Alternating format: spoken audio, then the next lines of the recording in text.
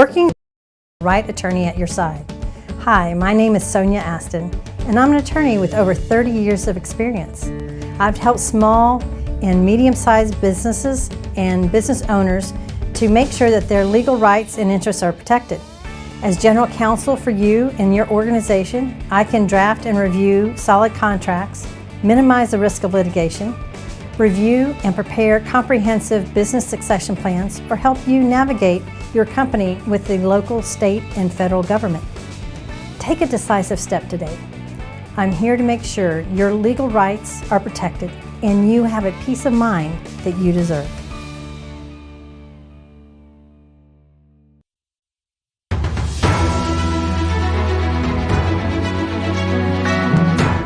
Broadcasting live from Houston, from the space city to the world, you are watching NowMedia Television.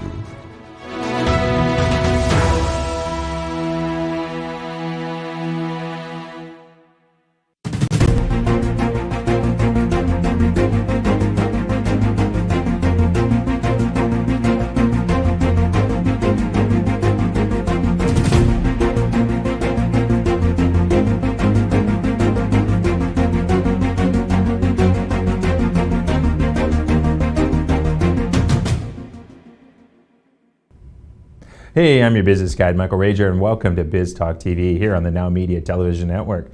I want to talk to you and start out right now at where are you going? Where are you going? As a business guide, one of the things that I tell my clients is I can't take you anywhere if you don't know where you're going. There's a lot of people out there that tell people to look at 5, 10-year, 15-year goals. I don't think that's realistic. Most people don't even know where they're going next Thursday, let alone 10 years down the road. What I like to do with my clients is look at where we want to be 3 years from now. At least 3 years from now, we got a sight, we can figure that out, we can kind of see it. Because what happens is most people severely overestimate what they can do in 1 year and underestimate in what they can do in 3. So, and also to get there in 3 years, one thing we have to do is we have to break down our year into 90-day chunks. We got to take that 90-day chunks and set ourselves 2 to 3 goals. And in those 2 to 3 goals, that can help us get to where we really want to go and really move us along to get to that place that we set 3 years from now. And the last thing we have to do is set those nasty KPIs. Nobody likes to set key performance indicators, but if we don't track where we're going, we all have this little thing sitting in front of us. We've got the GPS. It tells us where we're going. Your KPIs, your map, your 90 days will help you make sure that you're on track to get to where you're going. Because, it's really funny, 1/3 of the first quarter is already over.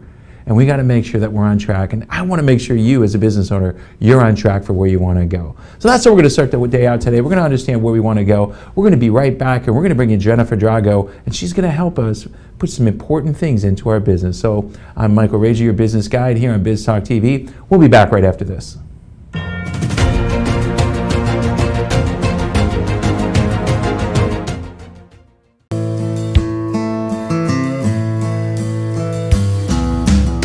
Hey y'all, Fathead here with Fathead Spices. My goal is to give you Texas-made spices, rubs, and food products for all your events. Whether it's outdoor, indoor, or just hanging out at the deer lease, we got you covered. We're proud of our customer service. We want to help you make your food better. One thing's for sure, y'all, life's short, spice it up.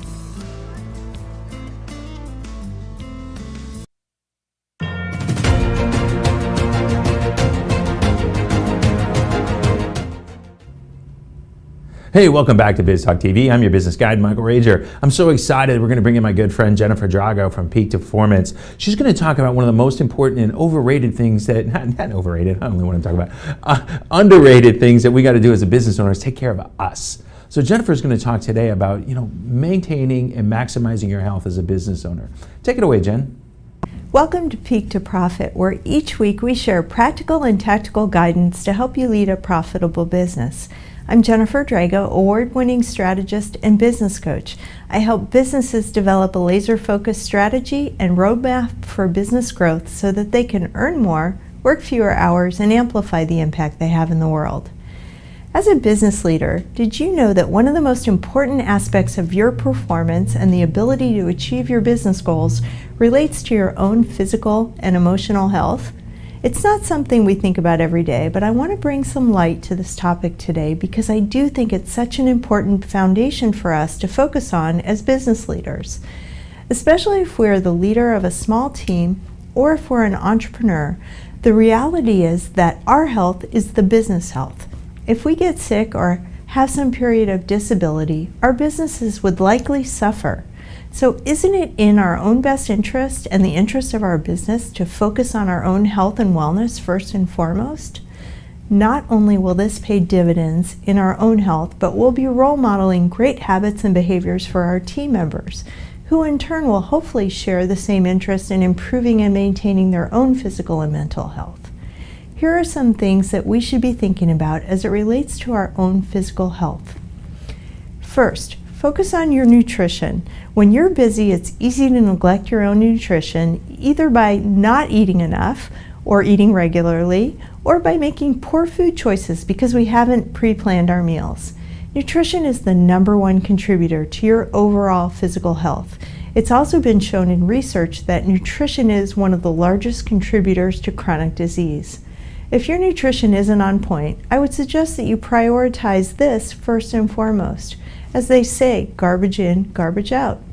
Nowhere is this more true than in your own human body. When we fill ourselves with caffeine, sugar, processed food, fast food, what we're doing is decreasing the performance of our brains. Our brains become foggy and cannot work in a clear, concise, efficient manner. Have I convinced you yet to really start thinking about your nutrition and how it can make your business better? I hope so.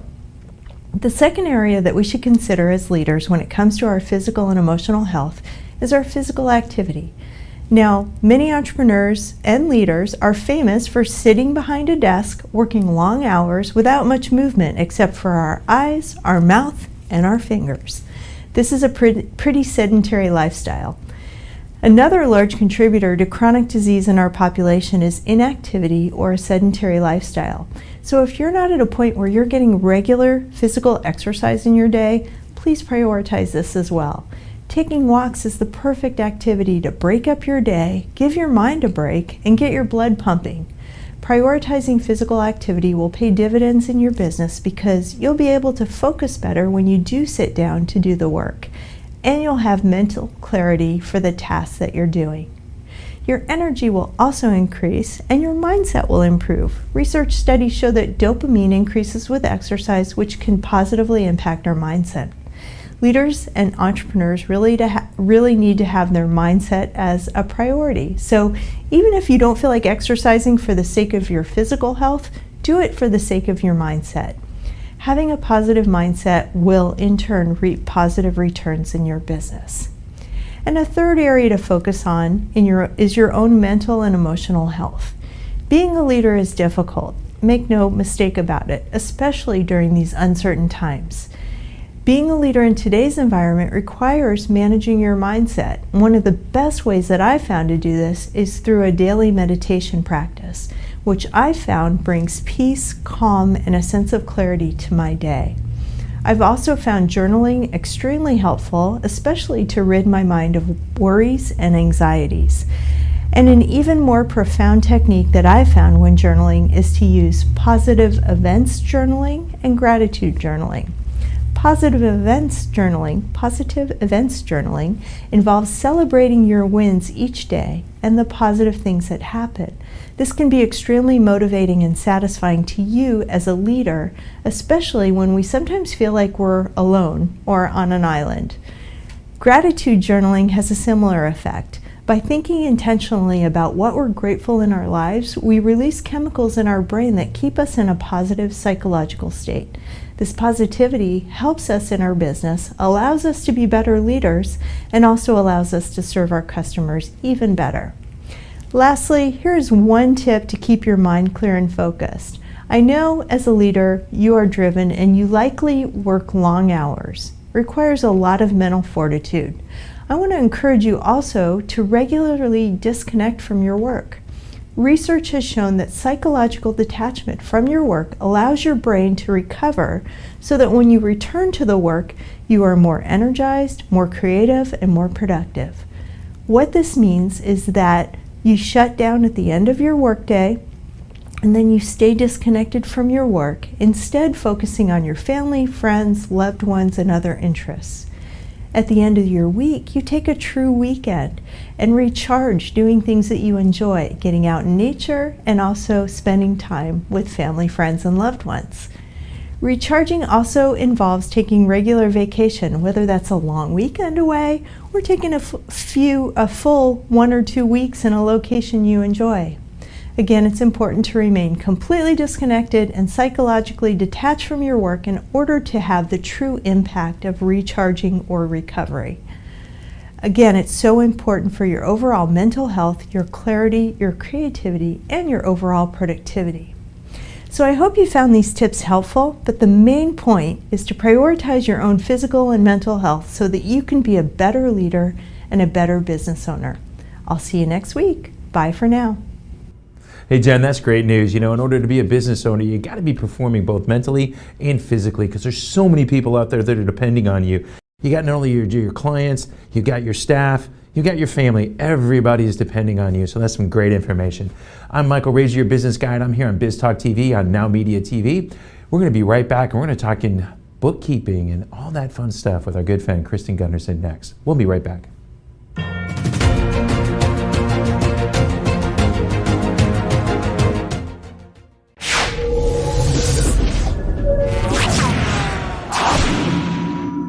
Según el FBI, un robo ocurre cada 13 segundos. Los hogares y negocios sin un sistema de seguridad confiable tienen 300% más de probabilidades de ser robados. Alert 360 proporciona soluciones de seguridad sólidas y personalizadas a clientes residenciales y comerciales, ya sea seguridad en el hogar, detección de incendios y monóxido de carbono, protección contra inundaciones, atención conectada para personas mayores, soluciones de vigilancia administradas por video, monitoreo de alarma las 24 horas al día, 7 días a la semana y seguridad de personas. Alert 360 es su solución ideal. Además, Alert 360 tiene integraciones inteligentes para el hogar y el negocio para una total tranquilidad, protegiendo lo más importante y reduciendo los costos de energía con nuestras funciones de programación automática de primera línea. Alert 360 ofrece descuentos en servicios de seguridad a personal militar, veteranos, primeros respondientes, educadores y personal hospitalario. No seas víctima, da un paso fuerte hoy. Llame a Rosana Torres al 832-863-8574 para su consulta gratuita.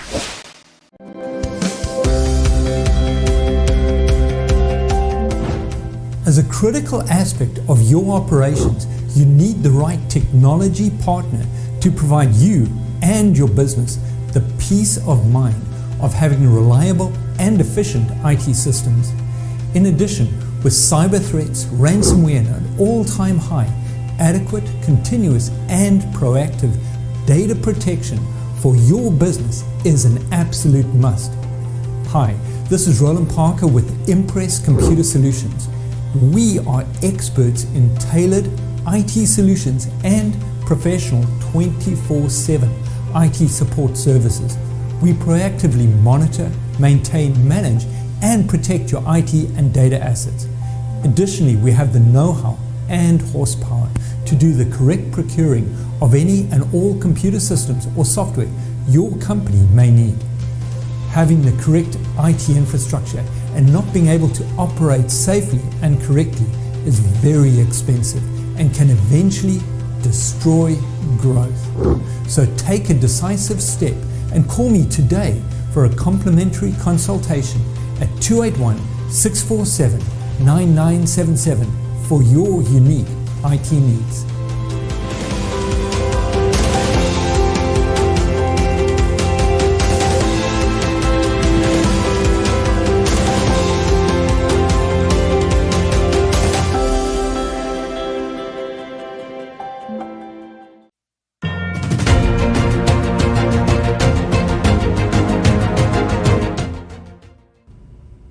Hey, welcome back to Biz Talk TV. I'm your host, the business guide, Michael Rager. We're getting our good friend, Kristen Gunderson, and she's going to talk about something interesting. It has to do with your accounting and how you're keeping your records. We're going to talk about cash versus accrual accounting, and we're going to also talk about retainers, when you should take them, when you shouldn't, and how to actually use them right so you can get the most cash flow in your business. Take it away, Kristen. Hey, thank you so much for having me on the Biz Talk show today. I am Kristen Gunderson with Gunderson's Bookkeeping. I'm here to get all of your bookkeeping and tax questions answered. So I have two questions in today. One is on cash basis versus accrual basis accounting. And then another one is on retainers and when to use them and how to charge them. So I'm going to get started with the accrual-based accounting. So there is a principle out there called matching principle. And what this means is if you have income coming into your business, you want to match that income against the expenses that occurred with that income. And so you want to make sure that those get booked in the same time period, same month, same quarter that they happened. So this is called accrual-based accounting.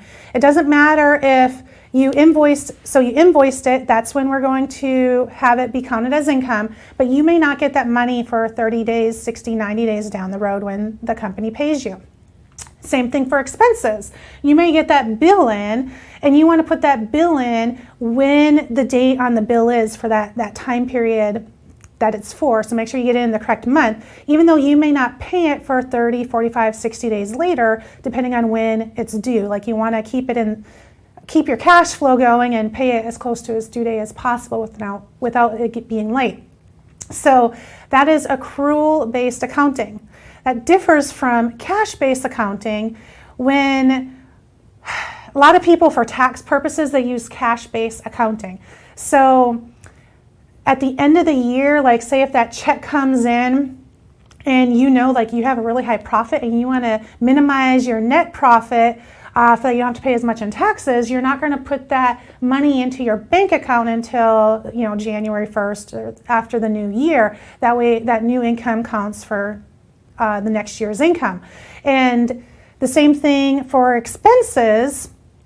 A lot of times people will see like they have all this money as a net profit and they're like, oh, I want to lower my taxes I'm going to owe on this net profit, so I want to prepay as many bills as I can. So what companies can I call and be like, hey, can I prepay this bill? Can you send me a bill early for I can prepay it to get this expense in, even though the expense hasn't happened yet?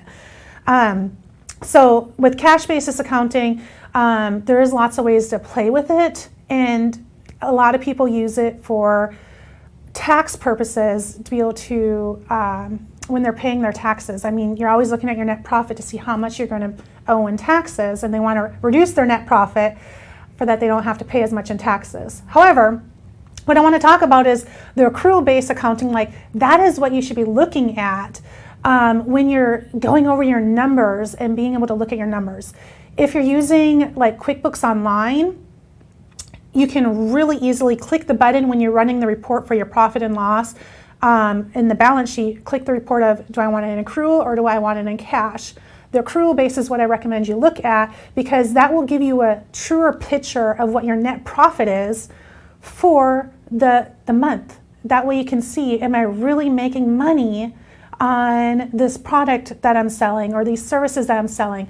If you have multiple segments in your business, where you may sell, to commercial, you may sell to individual, like especially in the construction industry, you want to be able to run that by industry, by segment of your business to see if you're making money on what you're doing. Because there may be a segment of your business that isn't very profitable, but takes up a lot of your time, and a lot of people call and they complain, and there's just not a lot of value in it, so you don't make a lot of money in it.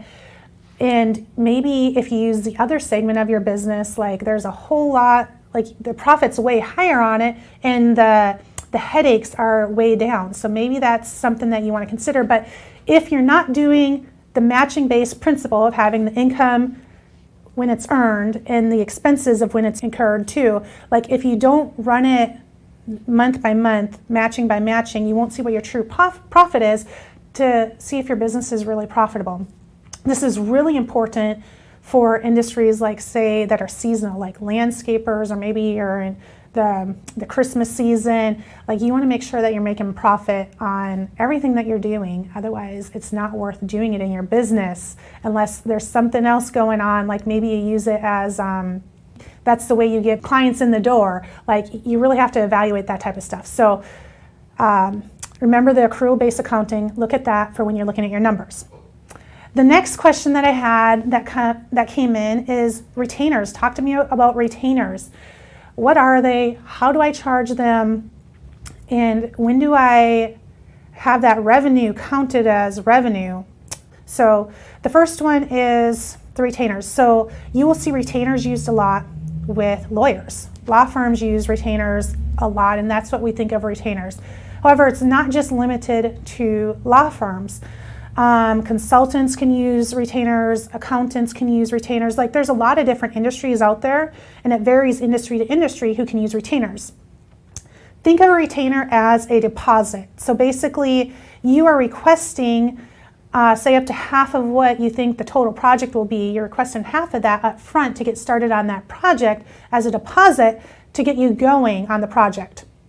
So make sure you have it clear if you're going to start using retainers or deposits. Make sure you have it clear in your agreement with your client of that deposit is going to be used towards the end bill, and either you are going to, one, charge them again when your total hours run out of whatever you asked for. You're going to charge them another retainer, or you are going to, B, just go ahead and finish the project, and then the total invoice will take that retainer, that deposit against it, and then you will bill them for whatever's due at the end. So have that crystal clear in your agreement with your client that they know when to expect another bill.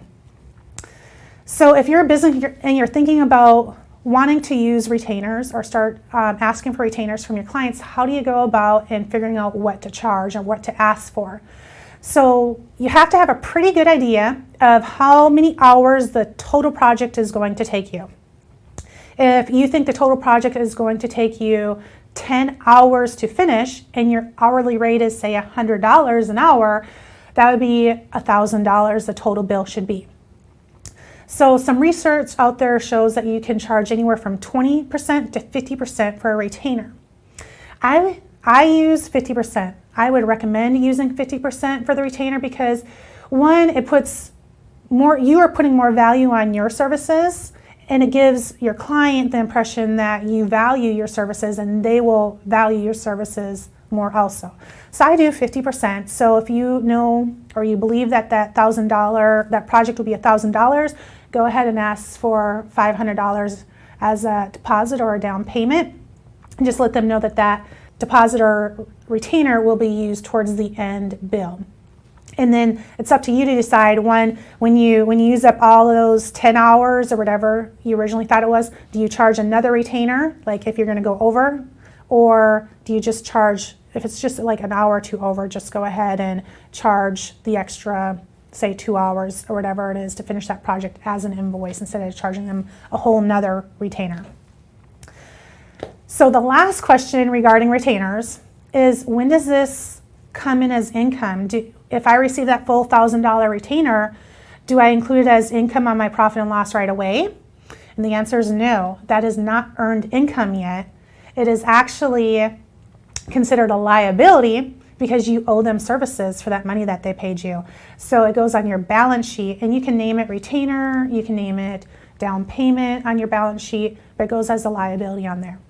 And then whenever you're done with the project or whenever you've worked on the project and you're going to go ahead and invoice the client, when you invoice them for the work that's done, regardless of if they used all of the retainer or if they used a partial amount of the retainer, when you invoice them, that is when you move it from the liability over to the profit and loss, the income statement, and put it in as income, as you've actually earned that income now.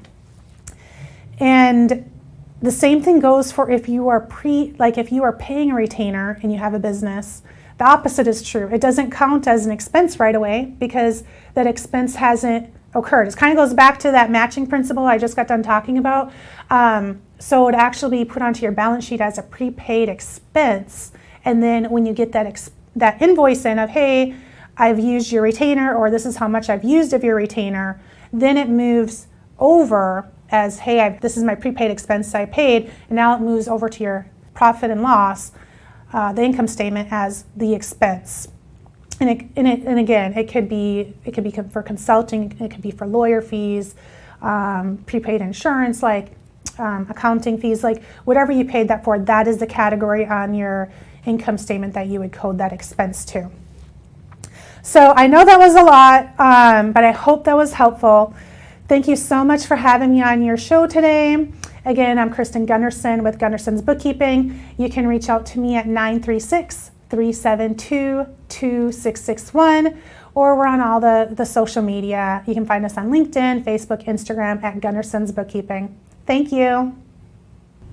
Hey, that's great information, Kristen. You know, as a business owner, if you're not really good at accounting and bookkeeping, don't do it. Hire a professional just like Kristen to come in and take care of it for you, because she'll do what's right. She'll do exactly what you need to do. I'm Michael Rager, your business guide. I'm here on Biz Talk TV on the NowMedia Television networks. We're going to be right back after this, and we're going to talk our legal questions with my good friend David Murphy.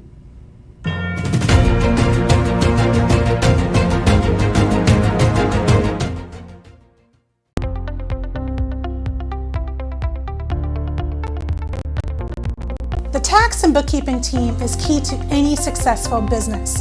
At Gunderson's Bookkeeping, our passion is to help small business owners grow, be profitable, and to prosper.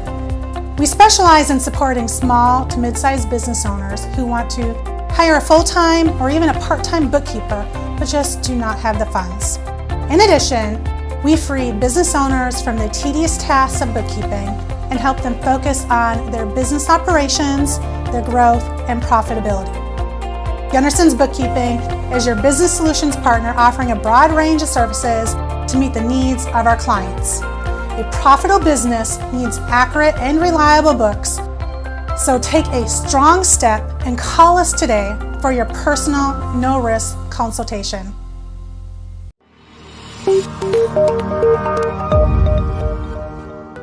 Are you a business owner feeling overwhelmed or burnt out with no energy left for what's most important to you? In order to effectively run your business and maximize your profits, you have got to be the best possible you that you can be. Now is the time to reclaim your energy, master your schedule, and maximize your profits so you can effectively run your business rather than it running you. It's time to become the CEO of your business and life. I'm Jen Godet, a business strategist and life coach. I work with overwhelmed business owners who feel stuck in a rut and depleted. I teach you how to stop doing the things that aren't making you money and start prioritizing the things that bring you energy, joy, and lasting impact. I'm a human performance specialist and an international best-selling author. I've helped countless people all over the world to learn the art of saying no, overcome their fear, and maximize their performance. Let's get you to live your best possible reality. Start today and become the CEO of your business and your life.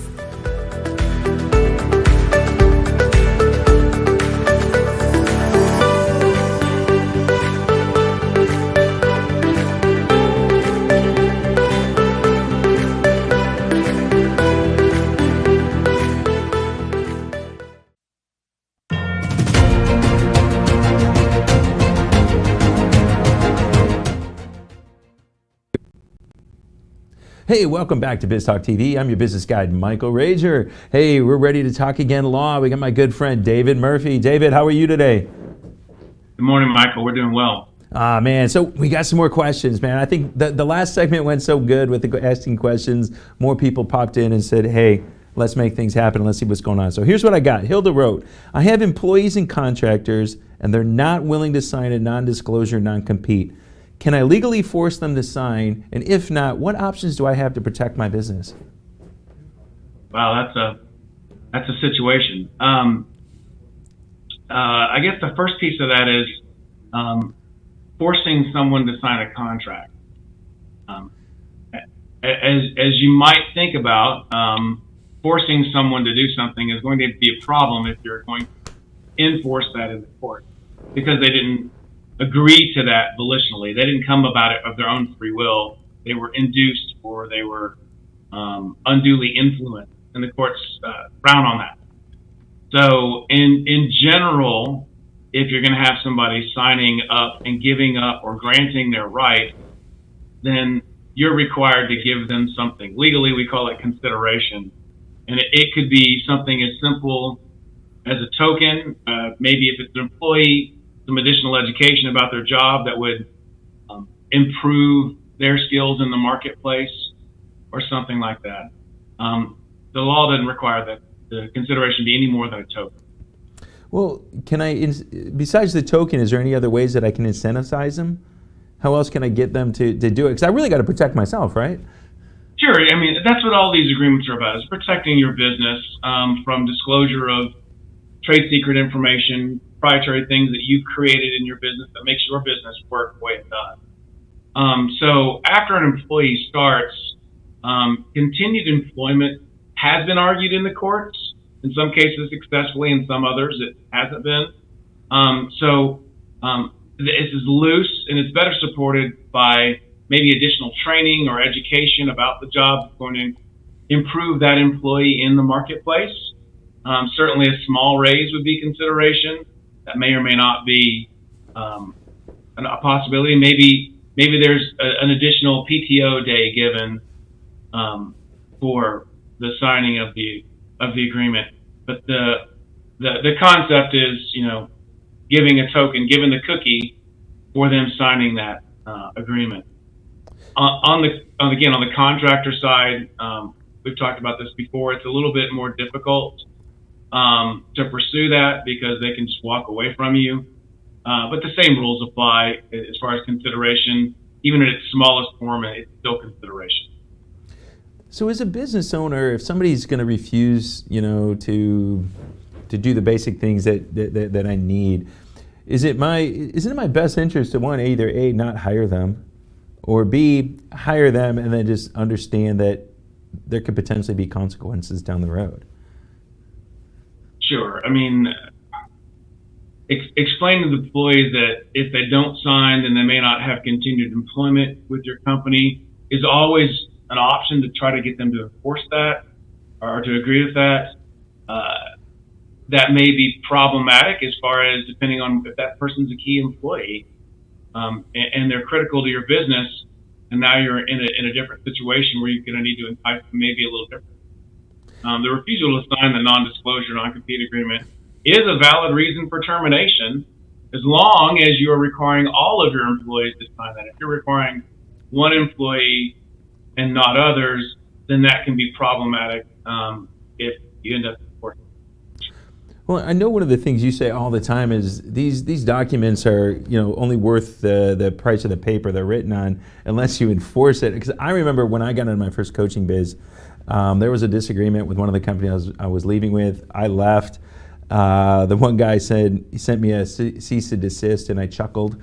And I kept doing my work, I just kept going. I wasn't going after his clients. I wasn't doing anything. I said, hey, I learned, I went, I created my own stuff, and I went. But I never heard from him again. When he sent me that cease and desist, how often does that happen?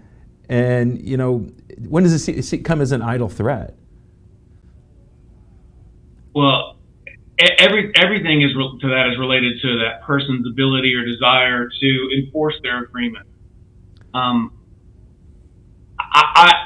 If I had to guess, I would say that maybe somewhere a little less than half of the demand letters that we send out for clients someone pays attention to them and actually pursues things. Unfortunately, sometimes it requires filing a litigation suit against that party to bring them to the table and pay attention to your demands or your requests.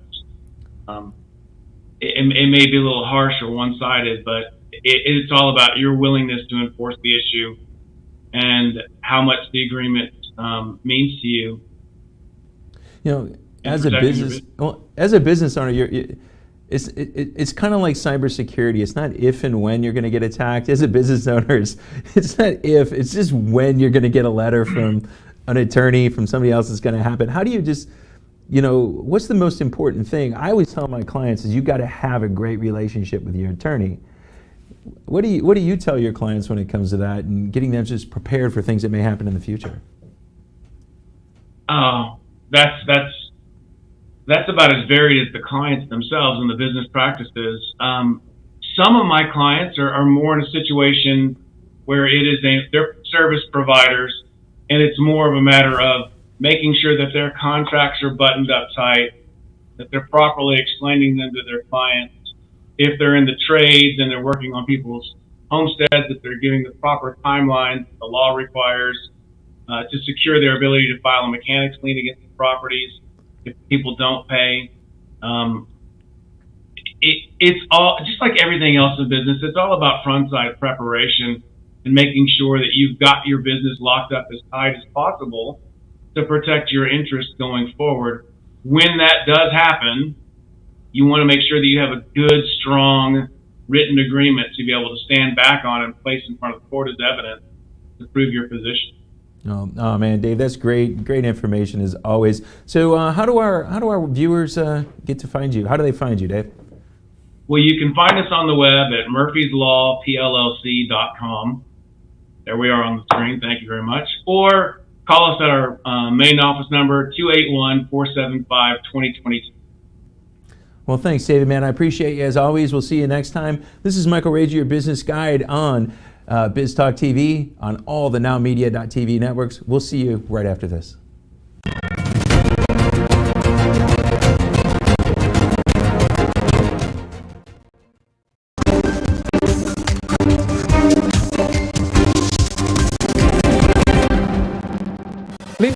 Le invita a su servidor Javier Solórzano a que todas las noches en Heraldo Televisión esté con nosotros entre las 21 horas y las 22 horas del centro en Referente. Estamos informando, tratando de que usted tenga todas las piezas de este rompecabezas informativo cotidiano a través de Referente. Lo esperamos, Heraldo Televisión, Referente, 21 a 22 horas. Javier Solórzano.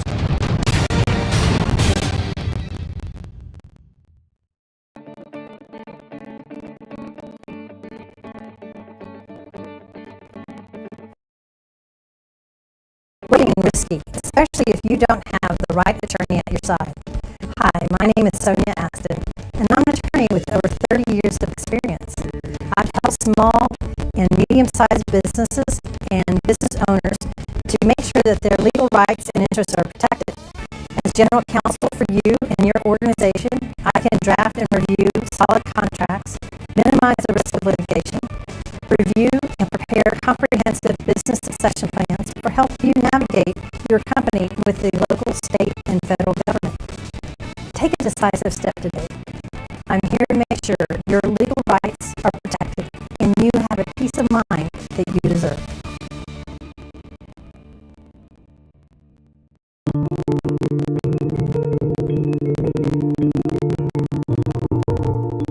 I was recently asked what it means to be a family lawyer. What is family law? Family law is not just about divorce or custody or child support. Family law is about your life. As a family lawyer, I protect your children, your wealth, your future. I don't do this alone. As your attorney, we work as a team to determine your goals and priorities and provide a strategy in an often complex, painful, and confusing time. Whether it's asset protection through pre- or post-marital agreements or fighting to protect your children, I'm here to help. My team and I bring decades of combined experience to support you and your family in all aspects of family and wealth planning, from estate and legacy planning to divorce and child custody issues to representation in complex litigation cases. Take a decisive step. We're here when you're ready. Remember, it's about your life.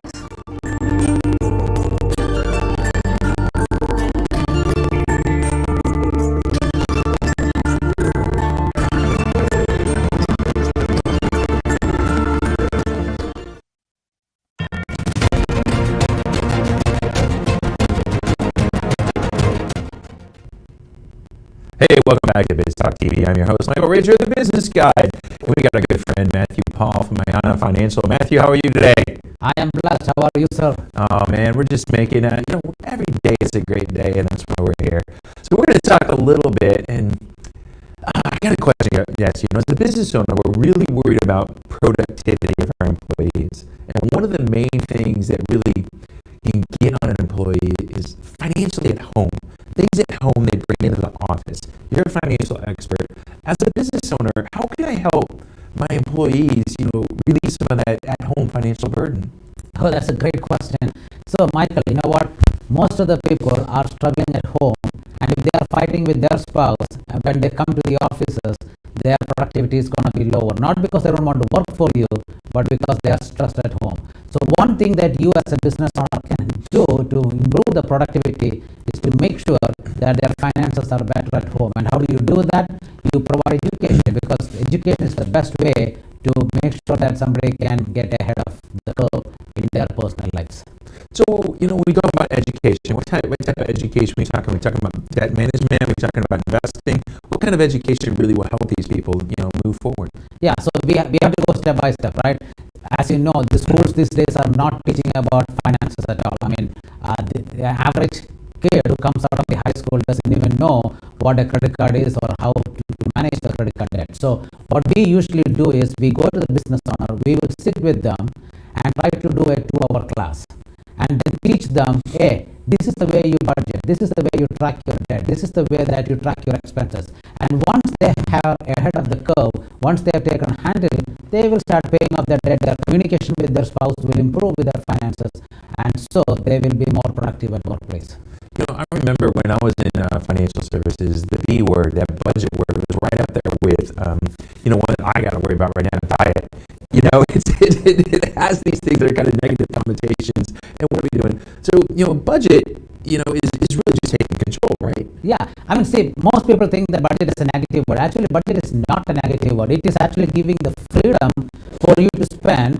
You are just trying to figure out where you want to spend and spend it without any guilt or shame. And so once you learn the art of budgeting, and there is nothing proprietary about it, there is nothing fancy about it. It is just you and your spouse sitting together and putting together a plan before the month, so that by the end of the month they know where the money went rather than wonder where the money is going.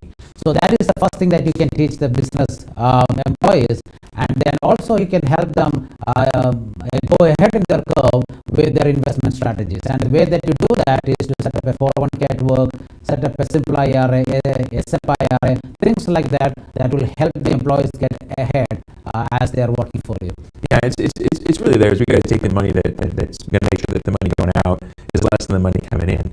We got that happening, and then we got to start looking at tax strategies and things that we can do, because as a business owner and just as an individual, we don't want to pay more than our fair share of tax. We want to be able to go ahead and get some investment strategy that will really help. There's things like Roth IRAs, 401ks, and all that. How do you educate your people on what's best for them and why they should select certain things? Yeah. So again, going back to what we started this conversation with, most of the schools are not teaching basic finance to their students, and most of the people don't even know what is happening. So we will sit them and educate them in the importance of investing in an IRA or a 401k, because there is something called compound interest.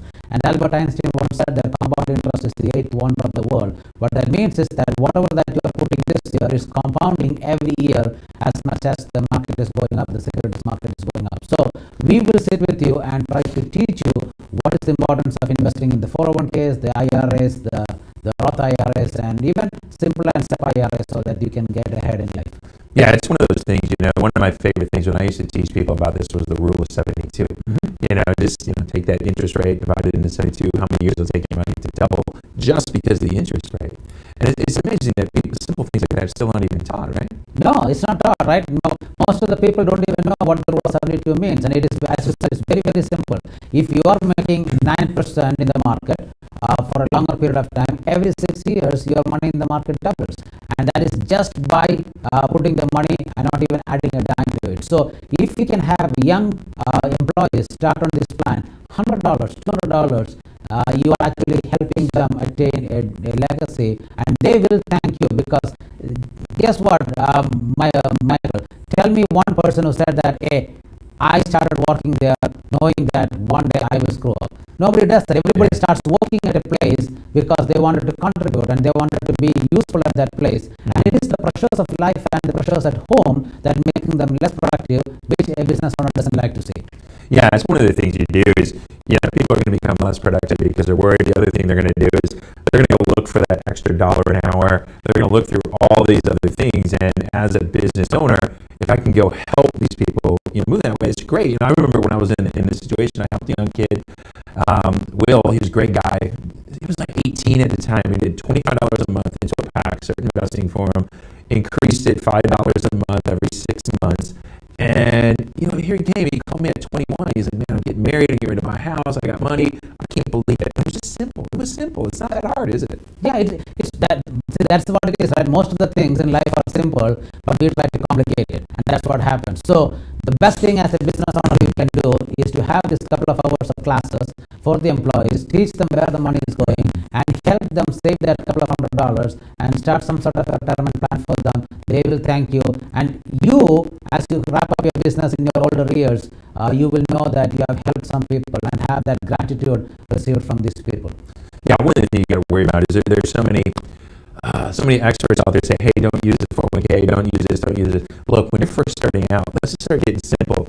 Get more complicated as you get yourself educated, and then kind of go from there. I mean, that's my philosophy. Well, I agree with you, Michael, because as a financial advisor, I believe in diversification. I believe in real estate. I believe in limited partnerships. I believe in all these vehicles, and they are all great.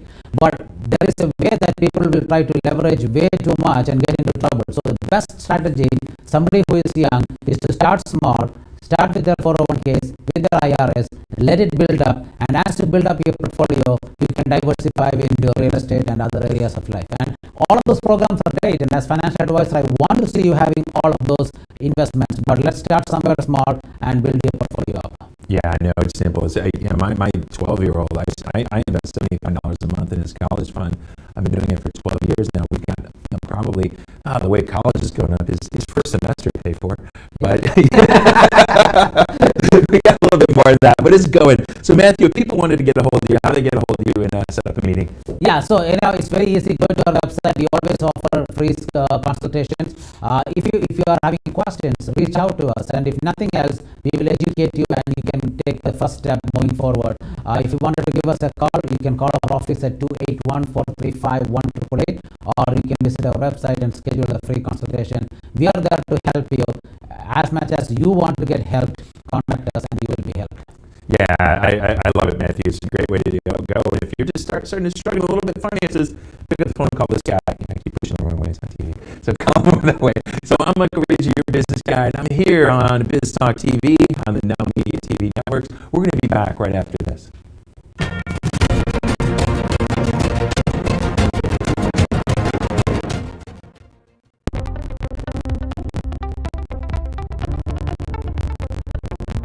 The tax and bookkeeping team is key to any successful business. At Gunderson's Bookkeeping, our passion is to help small business owners grow, be profitable, and to prosper. We specialize in supporting small to mid-sized business owners who want to hire a full-time or even a part-time bookkeeper, but just do not have the funds. In addition, we free business owners from the tedious tasks of bookkeeping and help them focus on their business operations, their growth, and profitability. Gunderson's Bookkeeping is your business solutions partner, offering a broad range of services to meet the needs of our clients. A profitable business needs accurate and reliable books, so take a strong step and call us today for your personal, no-risk consultation.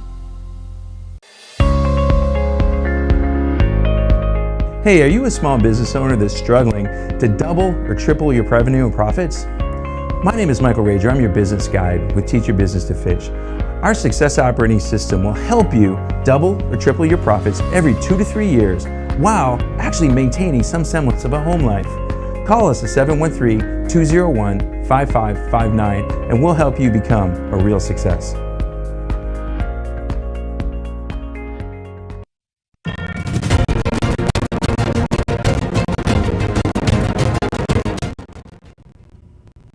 Hey, welcome back to Biz Talk TV. I'm your business guide and host, Michael Rager. I'm ready now. We're going to talk to my good friend Keith Cothrell, the Houston tax attorney. One of the most important subjects out there for business owners. We've got to realize, are our employees or are they 1099 contractors? Which one are they, and why it's important for you, the business owner, to know and make that certain distinction? Take it away, Keith. Hi, Michael. Today's segment is another one from the audience that's been asked about who's a contractor and who's an employee. So we're going to talk today a little bit about, here on Business Talk, about the difference between contractors and employees, and why if you're an employer, it's important to make the right distinction, because if you don't, there are tax consequences involved in that. So what's an employee? Generally, the business can control what a worker does, how they do it. It's an employee. So if you hire someone and you're using your vehicle, you're paying for their gas, and you're directing their work schedules, and they have to take lunch at a certain time, and all those sorts of things, then you're likely an employee. An independent contractor are people that set their own time. They have their own trade or business for themselves. They file their own returns. They have their own contract. They set their own hours. They have their own vehicle, and that's typically what an independent contractor is. The IRS looks at a three-pronged test to determine who's an employee or a contractor. We look at the behavioral control. Does the company, do they control or have rights to control what the worker does and how they do it? Financial control. Does the business direct or control the financial and business aspects of the worker's job? How is the worker paid? Are expenses reimbursed? Do they have access to company vehicle or credit cards that we talked about? Who provides the tools or supplies? And the third one is relationship of the parties. The contract is between you and someone, or is it between you and someone else's other business? Benefits.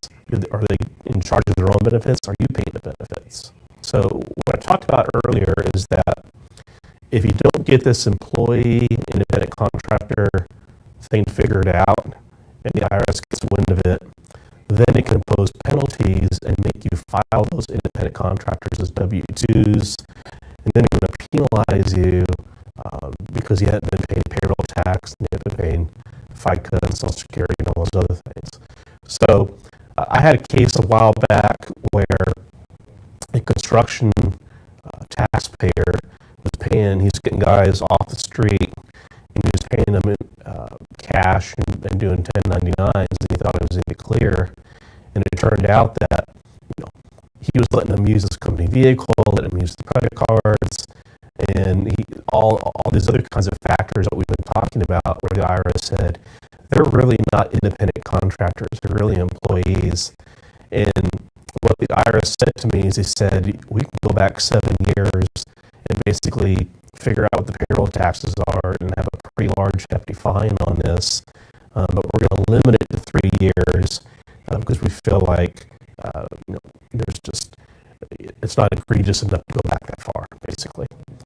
So what do you do if you find yourself in a position where you've messed up, you haven't treated these particular individuals the right way, you thought they were contractors, maybe really they're an employee. So there's two programs the IRS looks at. One is you can do the voluntary reclassification program. And in this one, we're looking at, have you been audited for this issue before? Are you currently being audited for it? If you're currently being audited for it, are you going to fight it? Are you going to take it to appeal? Are you going to go to tax court? So those are the kind of things that they'll look at. And if you haven't been audited for it before, if you currently are, and you're not going to appeal, you're not going to fight it, then it can limit some of the damage to you.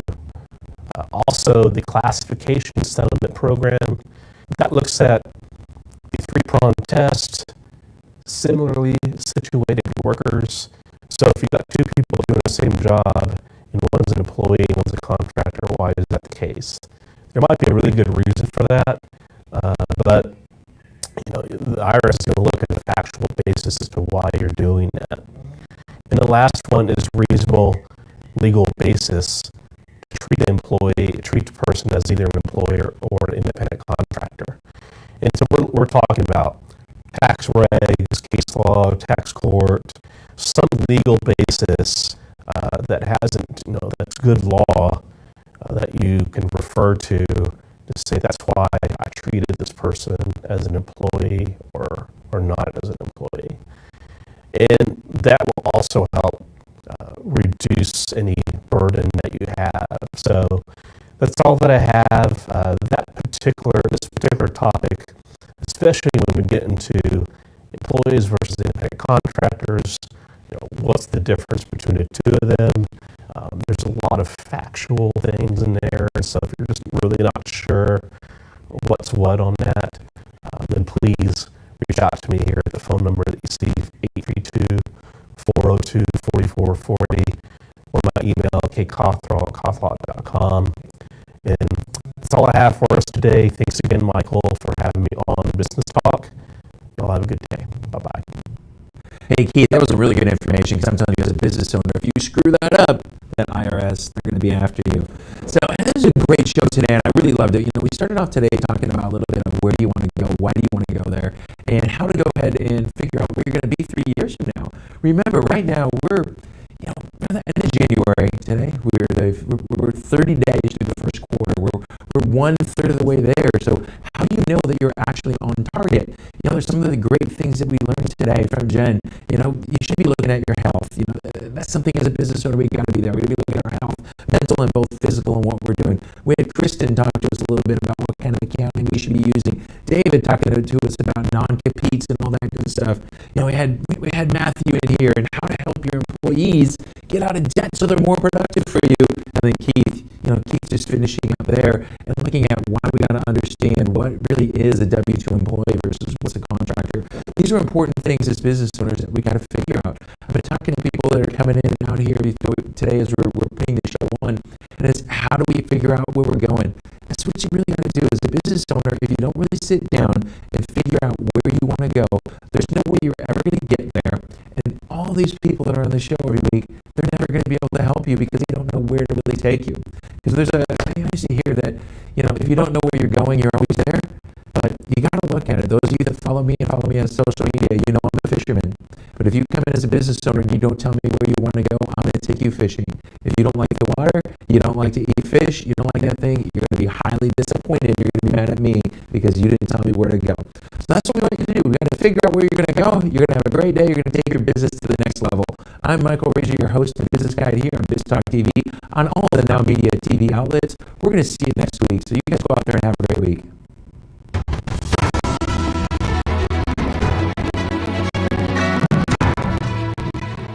This has been a NowMedia Television feature presentation. All rights reserved.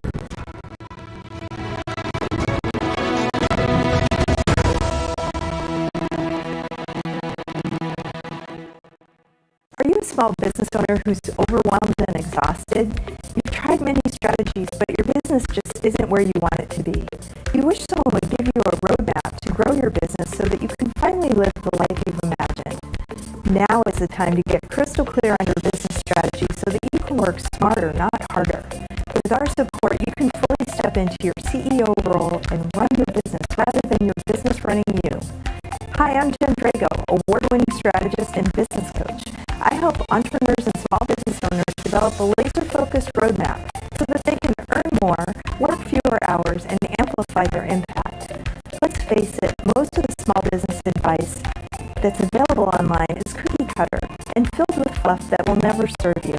It's time for you to stop doing things that aren't moving your business forward. I will help you develop an actionable, focused plan to grow your business in a way that lights you up. Contact me today at peaktoprofit.com to get started on your business growth roadmap.